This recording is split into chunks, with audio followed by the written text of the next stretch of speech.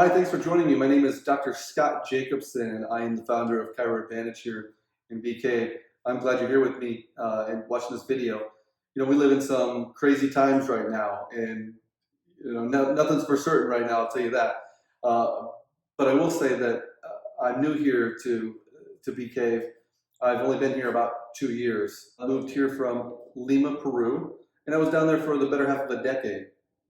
And I ended up having one of the biggest practices in all of South America. And I was able to have a great impact on the community, and that was through education and getting the opportunity to speak in front of literally thousands of people per year. And I really appreciate that opportunity that I was given. I missed home. I didn't want my kids to grow up this is my wife here and my kids, my 2 boys, Gabriel and Lucas, my wife Mercedes. And I didn't want them to grow up in a third world country and get a second-rate education. And as we all know, the education here in the Lake Travis area is amazing, right? I'm sure everyone that that has kids would agree with me on that. So that was a big factor in moving back here. And I used to be in the military. We trained F-16 pilots down in San Antonio, at Lockwood Air Force Base. And we came up here to Austin from time to time. And more, this place just grew on me. And I knew this is going to be one of those places that I would end up. So I had the opportunity to move here, and here we are. Again, we've only been here for a couple of years now, and I'm really looking forward to the opportunity to helping the people here in our community, like I did down in South America, like I did in Lima. But enough about me. We're all here to find out a little bit more about you. So let's go through that. There's 4 main questions that people have. So first off, number 1, as you can see on the screen, what's causing my health problem? Some people are hurting. You probably noticed your bodies aren't functioning or feeling the way they used to. Maybe some of you have bad allergies or digestive issues, menstrual issues. Maybe you have problems giving birth or getting pregnant. Maybe some of you guys are having trouble with back or neck pain, or your immune system, you're getting sick a lot, and wondering, why is my body not functioning or healing like it used to? Yes? Well, number 2, what do I do as a chiropractor?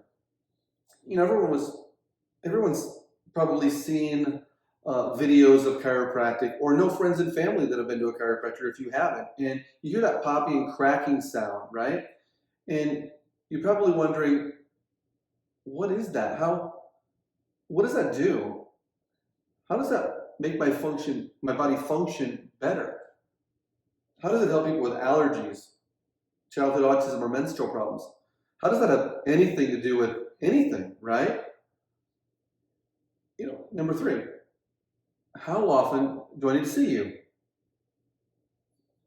Sometimes that's your first concern, right? Yeah, I hear you, Doc. All sounds great. I hear you saying, how often do I have to come in? How long do I have to do that for? Cost. Cost is sometimes a big concern for some of us. What's it going to cost us, Doc? Most people understand with insurance that they're covering less and less. Whether you're in network or not in your network, many people are noticing that copays are doubling and deductibles are going up. We're finding that more than 90% of our patients are paying for almost all of their care out of pocket. How does that work for me, Doc? How can we make this affordable? And this is some things we're going to make, or we're going to address in the next few minutes. So look here. When you look at that, what do you see? What is that? Right, it's an insurance card. But is it auto, fire, theft? Right, it's a health insurance card. Now look, that's one way to look at it. Let me ask you this. If it were fire insurance, when would it pay? Before or after your house is already on fire? Right, when it's already on fire. So if that's a health insurance card, it's really a disease or disease insurance card, right? Because they're going to pay when. So when you go to the doctor and you pull out your insurance card, you're already sick, right? So just like when your house is already on fire, you're already sick and diseased. And look, this isn't a knock on medicine. I don't want you to misunderstand what I'm saying. This is a reality. You know, we're taught in our society, most of us are taught to walk down the hallway, into the bathroom, behind the mirror. What do we call that cabinet? We call it what? A medicine cabinet, right? Inside there's pills, potions, lotions. Yes? You don't even care whose name's on the bottle, right? Expiration date? Does hydrocodone really expire? I just need a couple of these puppies to go down so I can get through my day. We're busy. We got a lot of things going on, right? Maybe a few days go by. Maybe one doesn't do it anymore. Now you take what? You take more, right? Then after a while, that's not working. So I better get this looked at. So you go to urgent care, family doctor, specialist, take MRIs, you take CT scans, and then all of a sudden, the idea of actually cutting out or removing a body part starts to sound like a good idea. Let's talk about that for a second. Look, let's say my wife's a medical doctor, right? She's a gastrointestinal surgeon. She's doing a residency and she needs people to practice on. Now, if you're a healthy person and I say, hey, look, my wife needs some people to practice on, to take gallbladders out, would you be available this weekend? She'll do it at no cost. How does that sound? No! Why don't you want to do that? You can look about it. Why don't you just get it out of there as a preventative thing so you never have that problem? Why isn't that a good idea? Right. So all of a sudden we drug it, we pill it, we cut it out. So the reality is we just keep removing parts. And now we're at the point where our children aren't expected to live as long as their parents. What's wrong with that artery right there in the heart? Well, first off, so let's talk about one of the biggest problems in our society that we have. You know, guys are of the mentality, if it ain't broke, don't fix it, right? Again, what's wrong with that artery right there? What's wrong with the blood vessel in the heart?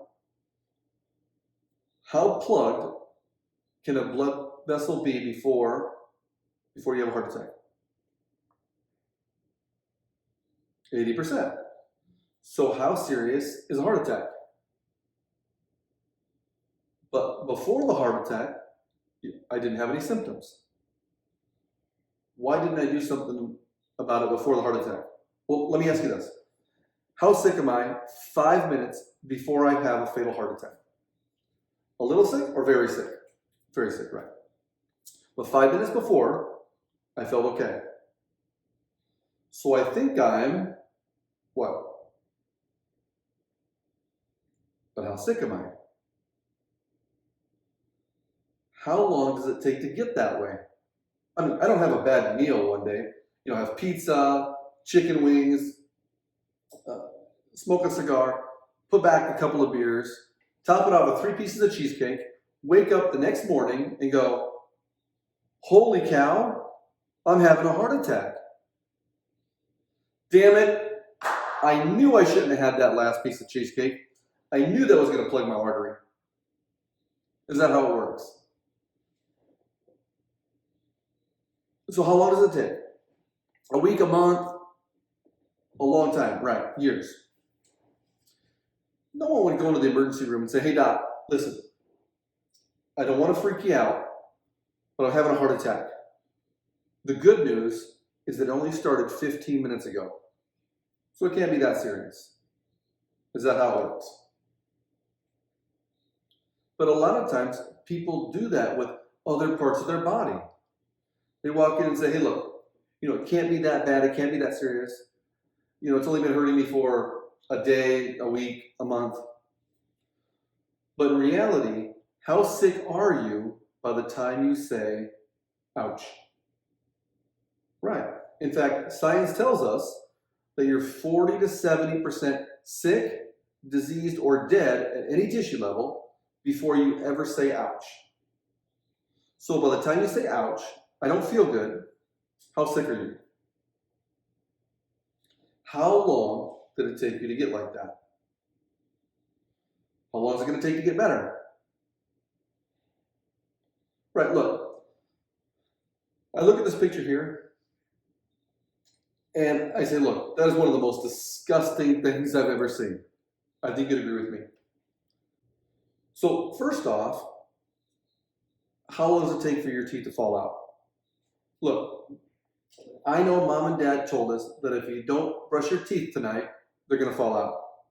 But is that exactly the truth? I mean, has anyone ever not brushed their teeth one night before going to bed? Did they fall out? So it takes more than one night. Would you agree with me on that?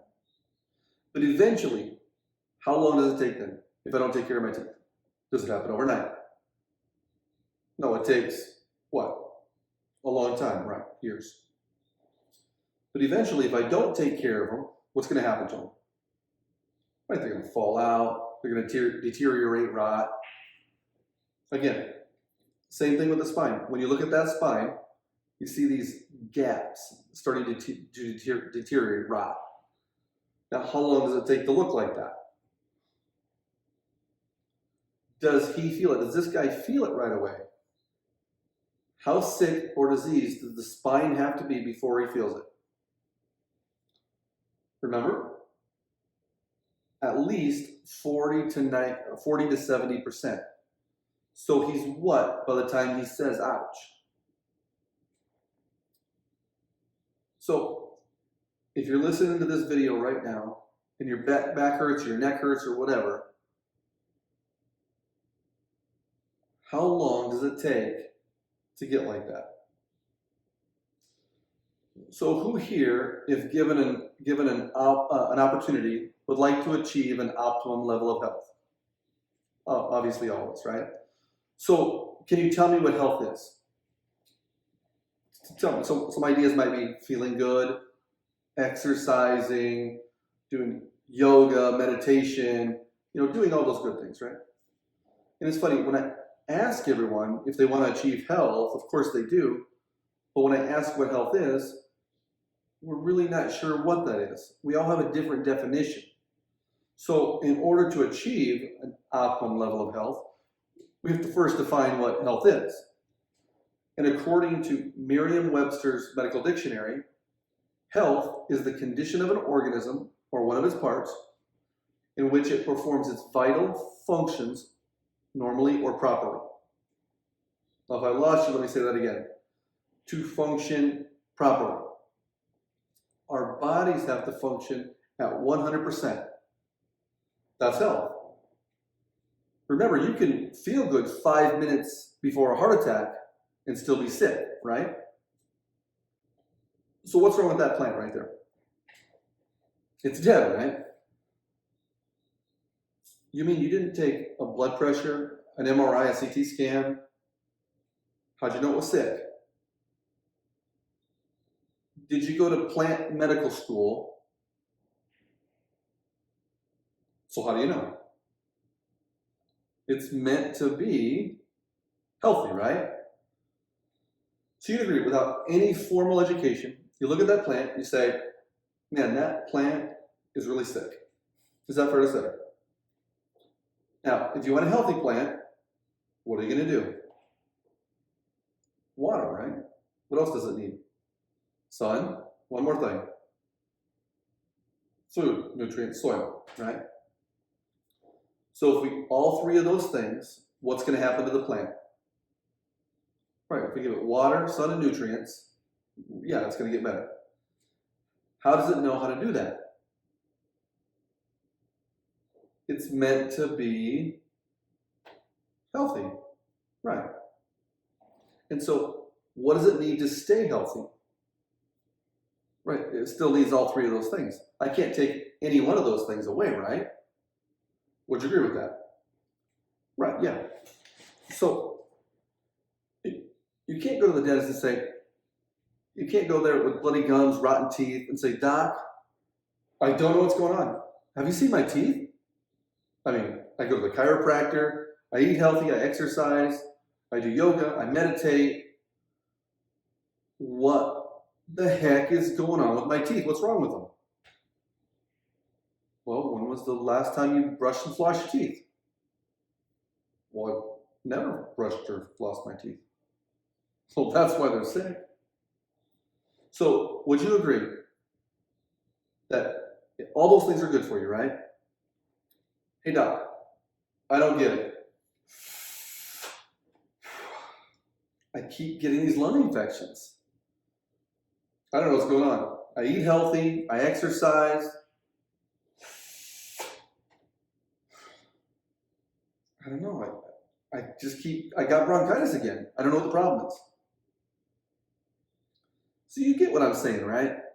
It needs all those things in order to be healthy. I can't take any one of those things away because it's designed to be healthy. Let me ask you a question. How long are these meant to last? Right, forever, your entire life. So is your gallbladder. So is your pancreas. So is your uterus. So is your prostate. I mean, so is your knee. You know, the universe didn't wake up, I'm sorry, the universe didn't say one day, okay, I'm going to make the teeth last for the rest of my life. Gallbladder 38, appendix 19, adenoids and tonsils, we can take those out, right?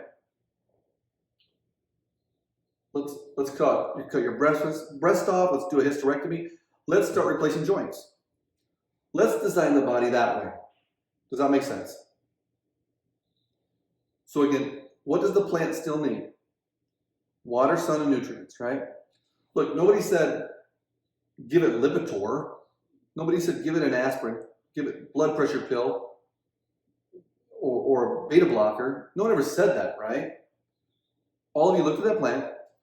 In fact, all of you said the only reason that plant is sick is because why? Because it isn't being cared for.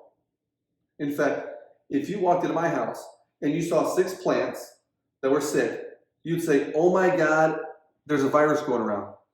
And all these plants are getting sick. Is that what you'd say? Right, you'd say, this guy doesn't take proper care of them. Because plants are designed to be healthy. And the only reason the plant isn't healthy is because it's not being cared for.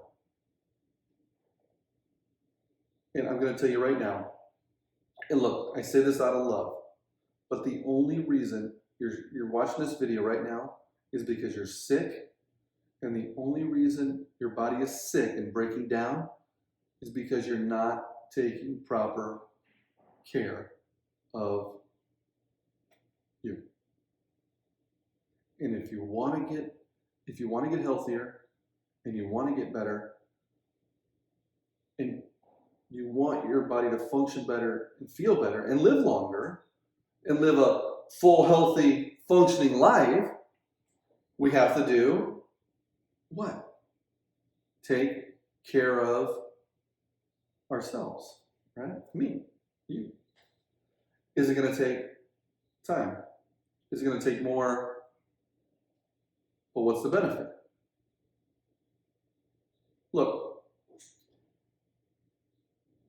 once the plant gets well, it still needs what?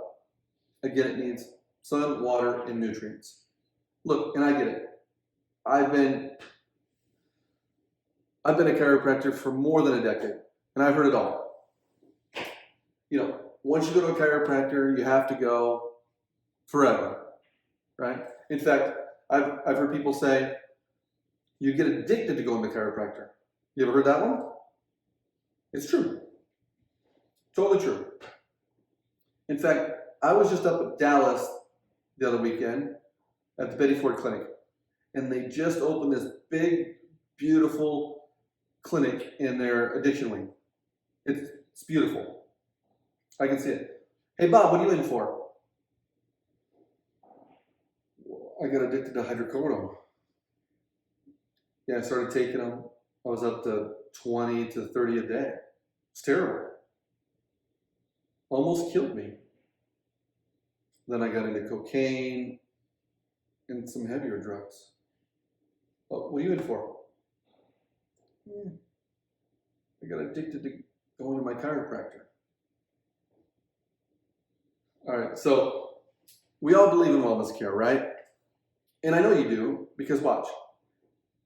And I know this isn't a good example for people in West Virginia, but it works for everyone else. Listen, you woke up this morning and you grabbed a toothbrush, right? Were your teeth hurting? Were they killing you? Did you say, honey, get me a toothbrush. My front incisors and bicuspids are freaking killing me. Is that what happened? No, you woke up this morning, did you wake up this morning and say, my breath is horrible, but I have to be honest, everything feels great. I don't need a brush. Is that what you did this morning? What'd you do? You got up, you grabbed your toothbrush, and you started brushing your teeth, but they were already healthy.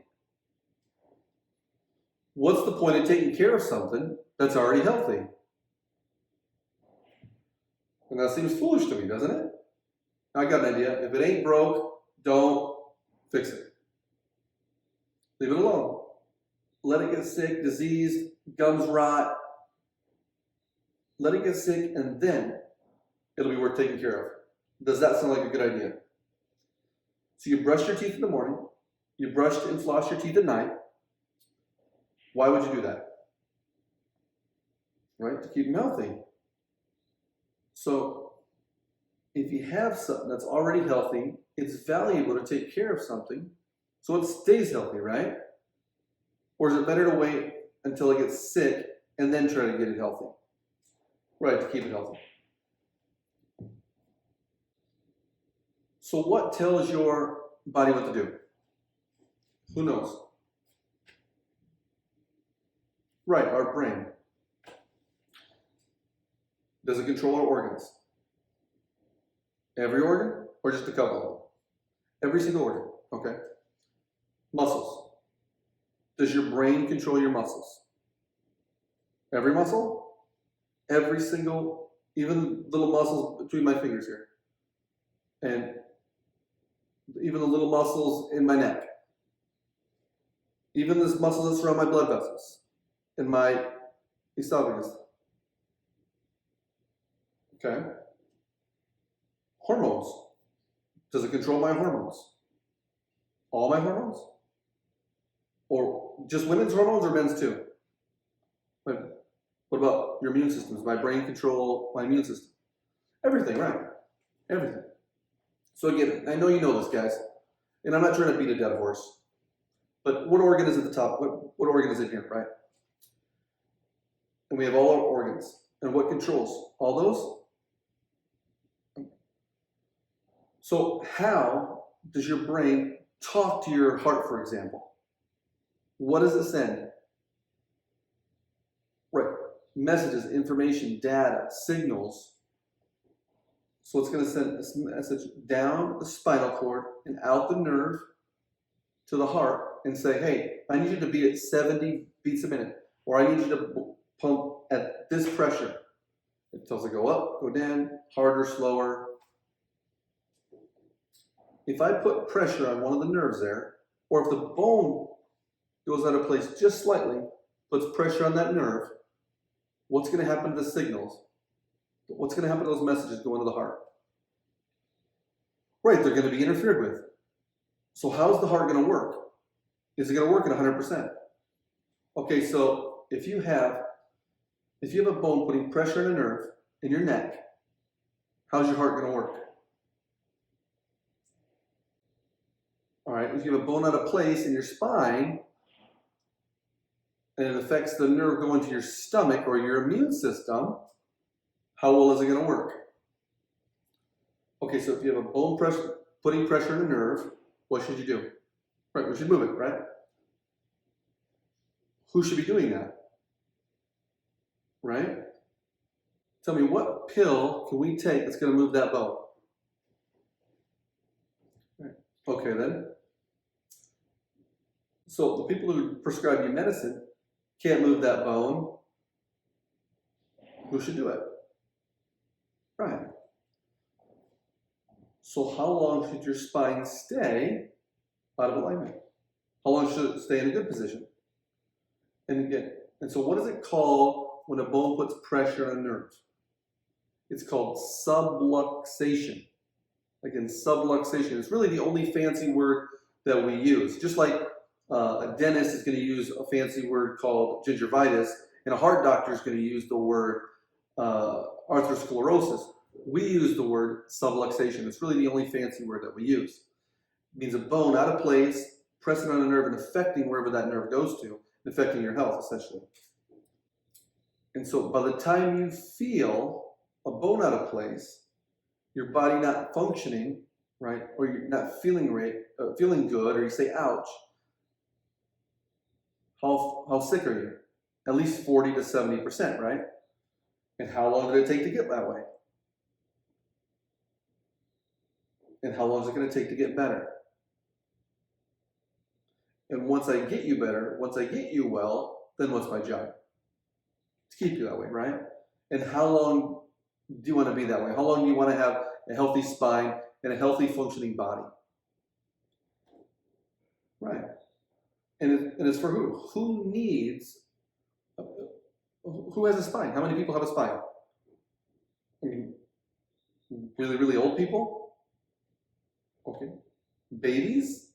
They have, and little kids and babies, they have spines too? And they could have problems? Sure. Sure they could. This is an x-ray of a normal neck. You've seen it from the side here. You're supposed to have this normal curve. And in between each one of those bones, you should have a nice plump space where it has plenty of space for the nerve to come out between those bones so they can control everything. You can go to your hormones, your muscles, your immune system, organs, everything. What's the concern here? It's not normal, right? So what's the concern? And again, where do those nerves go? From the neck here? Right. Now what about your spleen, your immune system? What about your thyroid? What about your sinuses? Your eyes? What about your ear? There's a tube that goes from your ear to the back of your throat.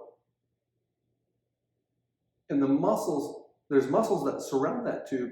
And if they're tight, and if the nerve that goes there isn't controlling the muscles and it's too tight, it can't drain, right? And then it's going to build up bacteria in your ear, and you're going to get what, right? So if we can move the bone off the nerve and help those muscles to relax, it's going to drain, and then what's going to happen?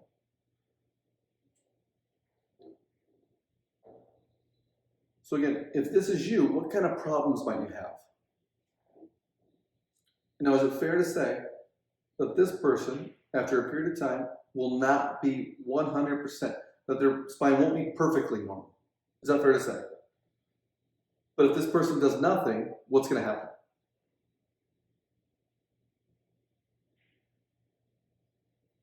Right. And who should be checked? I mean, who needs their spine checked? Right? And you can't always feel it. So who needs checked? Sure. Now, this is your low back from the side. Now, you have several bones, and in between those bones, you have big spaces. There's a nice curve to it, and there's big open holes for those nerves to come out to control your body. Now, what's the concern here? And again, where do those nerves go? There's no curve. There's no spaces. Even the shape of the bones are changing. How about the holes? Those big holes that you had, and how about now? So if this is you, what kind of problems could you have? Assuming you're a female, you could have intestinal, menstrual, kidney, hormone issues. Absolutely. If it was man, it could be prostate. You could have problems in your legs. Now, fair to say that this person may never be completely 100% normal, but could we correct that spine? But it's fair to say this person may never be 100%. But if we don't do anything, if this person does nothing, what's going to happen? Right.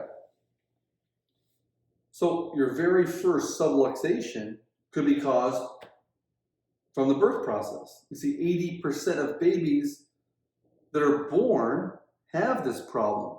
The doctor pulls the head and neck, and I'm not saying they shouldn't. In order to save the life of the baby or the mother, this might need to get done. But the doctor pulls on the baby's head and neck and causes that first bone, its very first bone, to go out of place. And that can affect your heart, your lungs, your immune system. I mean, how can you expect that baby to ever grow up and be normal when there's bones putting pressure on the nerves in its neck? And again, I'm not saying that shouldn't be done, but how many chiropractors are in the hospital checking to see if that's okay? And if you see here, it says latent spinal cord injuries. Latent means undetected. So if you see this doctor from Harvard, latent spinal cord injuries, so undetected injuries to your spinal cord after birth trauma causes abnormal function and behavior. And I didn't even say anything about behavior. That's a whole nother. I mean, how about social problems? ADD, ADHD. Kids that get angry too quickly or are too sensitive, maybe. I mean, this just opens a whole new can of worms, right? On behavioral issues. Not to mention, the little hearts aren't functioning the way they're supposed to, or grow up, and again, perform normally and make friends like it's like a normal kid would, or breathe normally, finishing their homework properly, or just being on the ball, compared to someone who's not, or has no interest in anything. They're just down all the time. Hormones are affected. It affects their sleep, their mood, everything. Again, why do we get subluxation? The birth process, being pregnant, puts a lot of strain and stress on the back, and those nerves control the uterus and the baby. So pregnancy is a big one. Stress. I mean, have you ever had stress? I mean, you have family members and friends. Do they ever get stressed? Do you or they ever have poor posture or bad habits? Is there a possibility you have a problem in your spine? Slight possibility or pretty big possibility? And not just you, but again, how about your kids? Do you think it's possible they have it? How about your dentist or their kids, your doctor or their kids, your neighbor or their kids? This is an amazing study right here. The Journal of Geriatrics, top journal. Spine, another top journal. And the Mayo Clinic, we've all heard of that. What happens when you lose that curve in your neck? How long do you live? Longer or shorter? Right. If we can correct that curve, we can make it better. If we can adjust your spine and get into a better position, if we can get it into a little bit better, what's going to happen to your lifespan? How about the quality of your life? And most people experience what? Until, right, again, 40 to 70% damaged or dead tissue before you ever say ouch. Before you ever feel it, before you ever have a symptom. Well, look, this is Peter. What's the concern here? Right. So he doesn't have the curve he's supposed to. He's got small spaces between the bones. What kind of problems do you think Peter has? Sure, that's fair. A year later, $5,000 he spent out of his own pocket. I mean, how long does it take for braces to get corrected? How much do braces cost? And lady just tell me today, $6,000 she spent on her braces. Now look, now is it perfect now? But how much better is Peter? What's the quality of his life? What's the quantity? How long is he going to live now? Right? Once he's better, what should he do? For how long? Lucy, 86 years old, very skeptical lady, but she was referred in by someone else. Someone heard that it's a good thing to go to a chiropractor. That's like eating healthy and going to a dentist. Going to the chiropractor is just good for you. So she came in skeptical, but she really didn't have any other options. She was suffering a lot, and it's pretty obvious. The spine doesn't look very good. This is Lucy 3 years later, and she spent more than $10,000 out of her own pocket. Out of pocket, because insurance doesn't pay for hardly anything anymore. The deductibles go up, the co-pays, they're covering less. So she paid, skeptical woman, paid 10 grand out of her own pocket over 3 years. And what's her life like now? Right? Now, do you think she wants to just let it go, or do you think she might want to maintain it? Or wait until her spine gets diseased and sick again? Now, here's a guy that came in, and now let's just looking at you from the front, low back here from the front. Now, would you say the spine is straight or crooked? You mean you figured that out on your own? You mean you're not a radiologist? You don't have a radiological degree? Yeah, this is easy stuff. So, after some time, better or worse? So this is you. What kind of problems might you have? So obviously those nerves can go to the digestive system, prostate, legs, kidneys. Now this is a great slide here. So we have several pictures of your neck. We have different stages of degeneration. We have normal and then 4 stages. Well, this is a normal one, and these are just getting worse. These are all pictures of your neck from the side.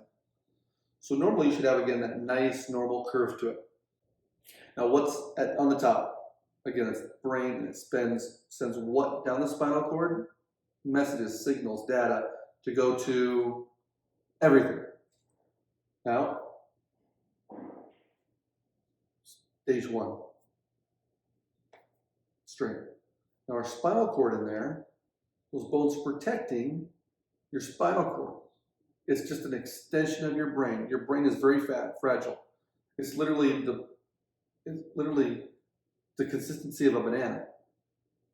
It's very fragile. So we have our bones and our skull, our bones around our spine to protect it. So what happens to it when it straightens out? Well, let's get a look.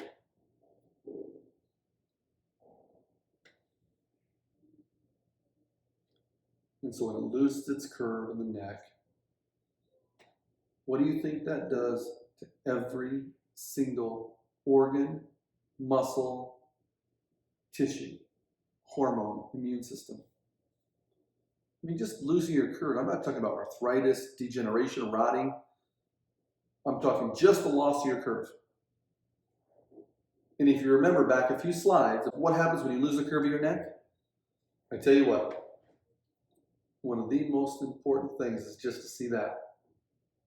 Just know that if you don't have a normal curve in your neck, if it's off just a little bit, and you can't even feel this, and more than 90% of the people don't even feel this, 40 to 70%, don't even feel it.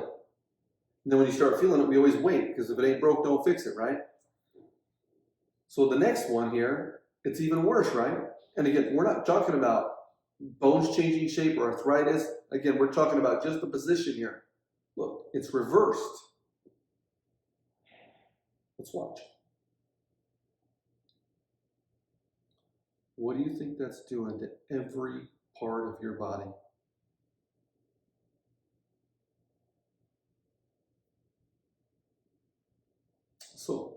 most people fall between stage 2 and 3. And what do you think that might be? Because they don't feel it, right? Generally until it's at least 40 to 70% sick or diseased until you feel it. So, I mean, look, this looks like a bomb just went off on the last one here. Now, is it fair to say this person will never have a completely normal spine? Right. But doing nothing is going to do what? Doing something is better than nothing. Absolutely. And then once we fix it, what's our job? For how long?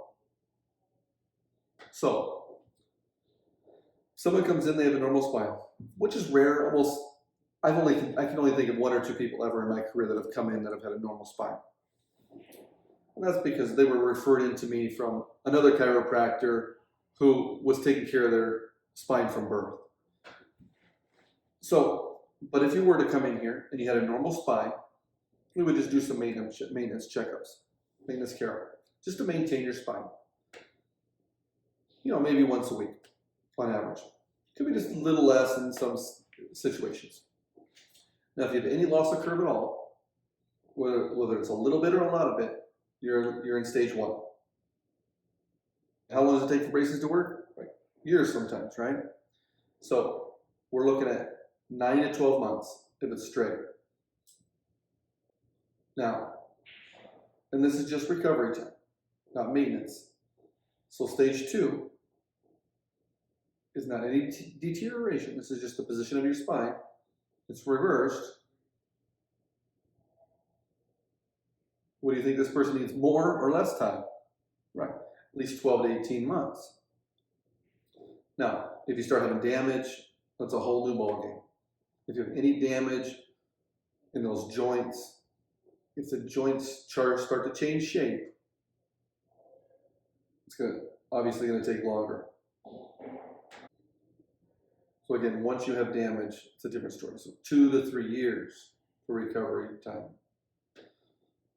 Now, if you're in stage 4, and we have a cot in the back, we'll cater food in for you.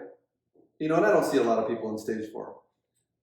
I mean, I've had my share over the years, and I've helped a lot of people in stage 4, but the majority of people are definitely not in stage 4. I mean, the majority are between 2 and 3.